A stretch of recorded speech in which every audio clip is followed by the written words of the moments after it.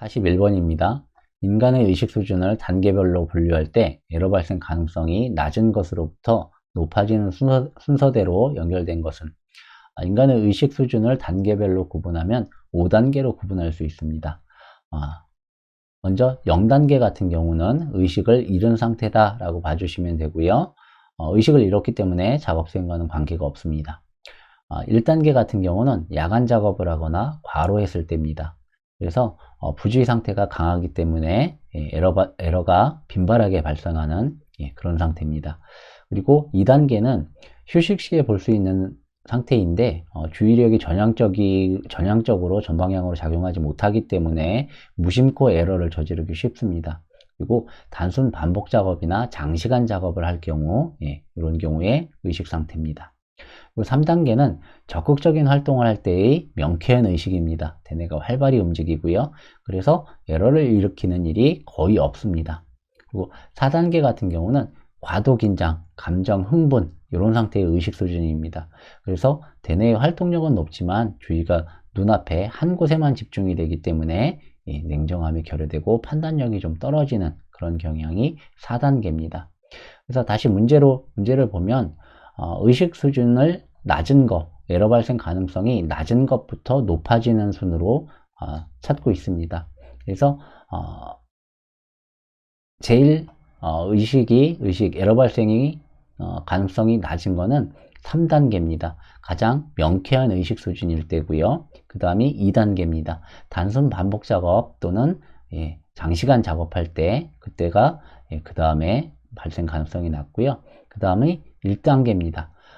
과로했을 때 또는 야간 작업했을 때 에러 빈도가 낮게 되고요. 그 다음에는 4단계입니다. 과도 긴장 시 한 곳에만 집중하는 것. 그 단계가 이제 에러 발생이 가장 높은 그런 단계가 되겠습니다. 그래서 41번의 정답은 4번이 되겠습니다. 42번입니다. 제조물 책임법에서 손해배상 책임에 대한 설명 중 틀린 것은 1. 물질적 손해뿐 아니라 정신적 손해도 손해배상 대상에 포함된다. 2. 피해자가 손해배상 청구를 하기 위해서는 제조자의 고의 또는 과실을 입증해야 한다. 3. 해당 제조물 결함에 의해 발생한 손해가 그 제조물 자체만에 그치는 경우에는 제조물 책임 대상에서 제외한다. 4.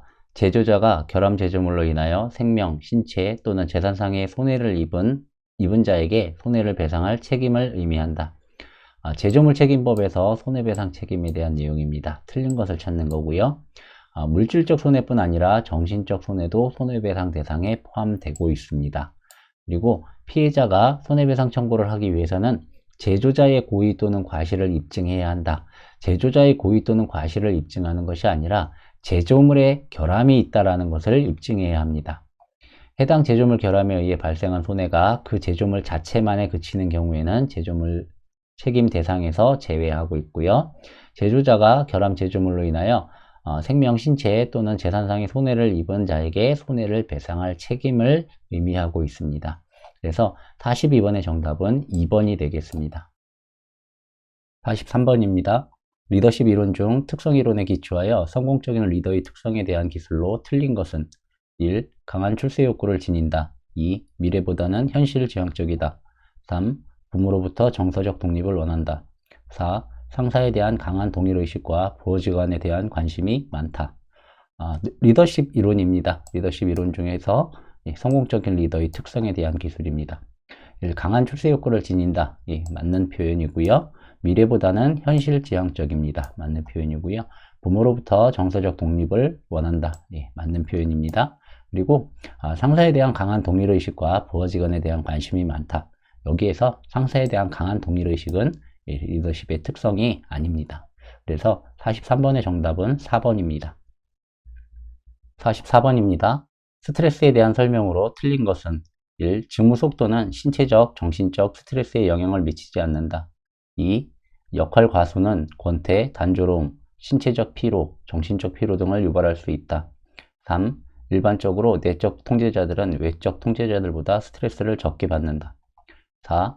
A형 성격을 가진 사람이 B형 성격을 가진 사람보다 높은 스트레스를 받을 가능성이 있다. 스트레스에 대한 설명으로 틀린 내용입니다. 그래서 직무 속도는 신체적, 정신적 스트레스에 영향을 미치지 않는다. 직무 속도는 신체적으로, 정신적으로 스트레스에 영향을 미치고 있습니다. 그래서 44번의 1번이 틀린 설명이 되겠고요.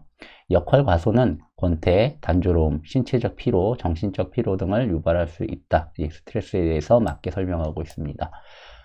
일반적으로 내적 통제자들은 외적 통제자들보다 스트레스를 적게 받는다.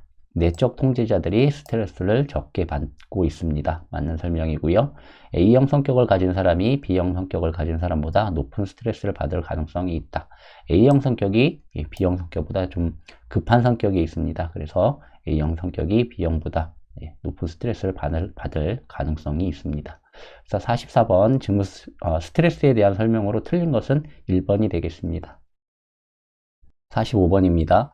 휴먼 에러의 배후 요인 4가지에 속하지 않는 것은 1. 맨 2. 머신 3. 모티브 4. 매니지먼트 포엠입니다. 휴먼 에러 포엠. 포엠 같은 경우는 맨, 머신, 미디어, 매니지먼트 이렇게 4가지 종류가 있죠.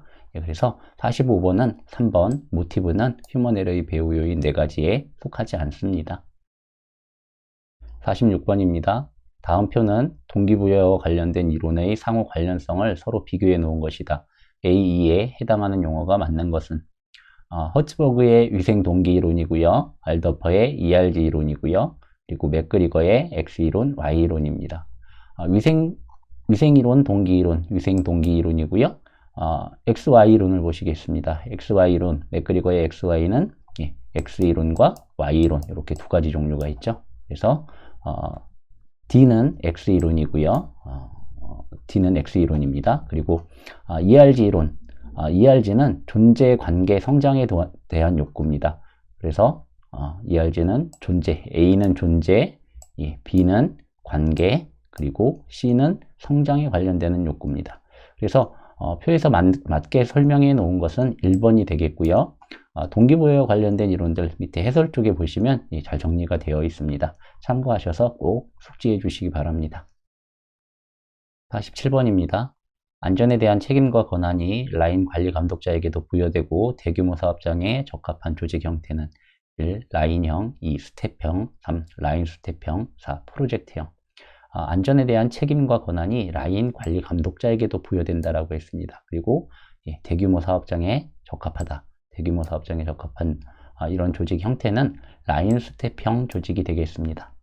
라인 조직형 스텝은 이렇게 대표이사 옆에 기획실이라는 이런 스텝 부문을 가지게 되겠고요. 이 스텝 부분에서 각 부서들을 총괄하고 관리하게 되겠습니다. 그래서 이런 형태의 조직을 라인 스텝형 또는 직계 참모 조직 이렇게 표현하고 있습니다. 그래서 47번의 정답은 3번입니다. 48번입니다. 군중보다 한층 합의성이 없고 감정에 의해 행동하는 집단 행동은 1. 모브, 2. 유행, 3. 패닉, 4. 풍습.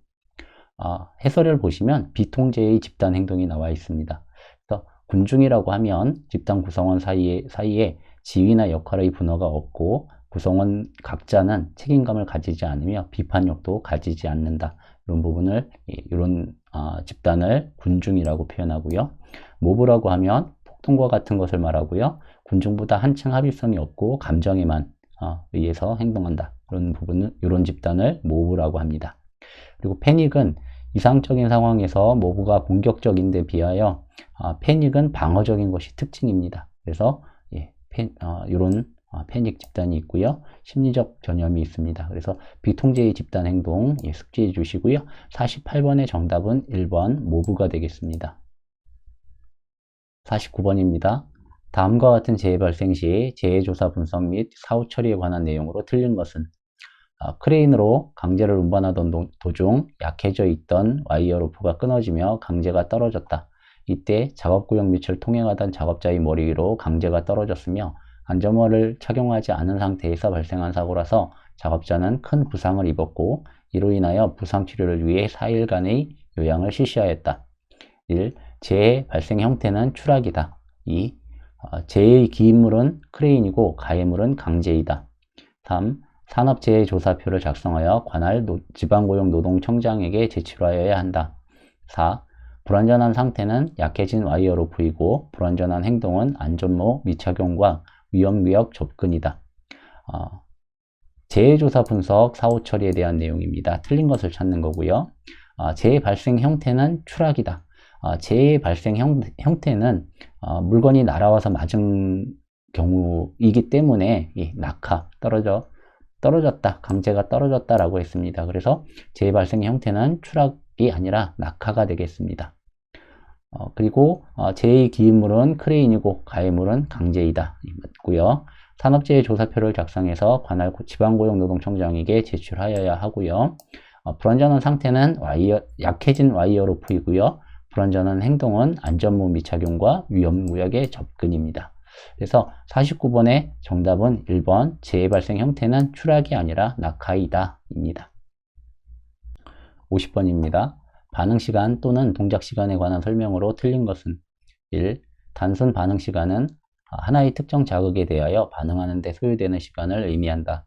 2. 선택 반응시간은 일반적으로 자극과 반응의 수가 증가할수록 로그 함수로 증가한다. 3. 동작시간은 신호에 따라 손을 움직여 동작을 실제로 실행하는 데 걸리는 시간을 의미한다. 4. 선택 반응시간은 여러 가지의 자극이 주어지고 모든 자극에 대하여 모두 반응하는 데까지의 총 소요 시간을 의미한다. 반응시간과 동작시간에 대한 용어를 설명한 겁니다. 틀린 것은 단순 반응시간은 하나의 특정 자극에 대하여 반응하는 데 소요되는 시간을 의미하는 거 맞습니다. 그리고 선택 반응 시간은 일반적으로 자극과 반응의 수가 증가할수록 로그 함수로 증가한다. 맞는 표현이고요. 동작 시간은 신호에 따라 손을 움직여 동작을 실제로 실행하는 데 걸리는 시간을 의미합니다. 맞습니다. 그리고 선택 반응 시간은 여러 가지의 자극이 주어지고 모든 자극에 대하여 모두 반응하는 데까지 총 소요 시간의 합이다. 선택 반응 시간은 여러 가지 자극에 대해서 선택하는 데까지 걸리는 시간을 의미합니다. 그래서 50번의 반응 시간의 틀린 설명은 4번이 되겠습니다.